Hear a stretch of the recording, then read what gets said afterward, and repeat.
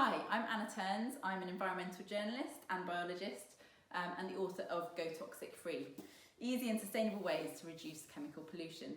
I first started thinking about this book a few years ago after I set up a campaign with my daughter called Plastic Clever Solcombe, part of the Kids Against Plastic initiative. And really the focus was on these tangible, obvious plastic bottles, litter on the streets and on the beaches. And I got thinking about the less visible chemical pollution that people just don't see and we don't hear about as much. So I started investigating what those plastic bottles were made of, what happened to them when they disappeared into the ocean, for example, and then considered all the things in our home. And really, my book is a user-friendly guide to the things in our home and what we can do to minimise our own chemical footprints.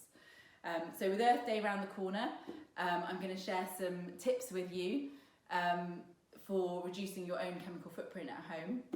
One of the biggest things I would say is to avoid the greenwash. So don't get duped by all that tricky marketing lingo, things that say they are eco-friendly or nature-inspired or biodegradable.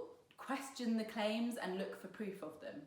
And also the second point is to really join up those dots so that everything in our home is really one tiny part of that story, and it's a snapshot of a really massive, convoluted, complex global supply chain. So it's really about imagining the manufacture of a product and what impact that might have on the environment, on the health of the workers, for example, and also the disposal of a product at the end of its life. Where does it go? What happens to it? And what impact might that have? So even if something isn't necessarily harmful while it's in our home, something might have an impact somewhere else along those lines. And thirdly, just ask lots of questions. Hold people to account. Ask retailers and manufacturers for more information about ingredients, for example, for more transparency about what's in things.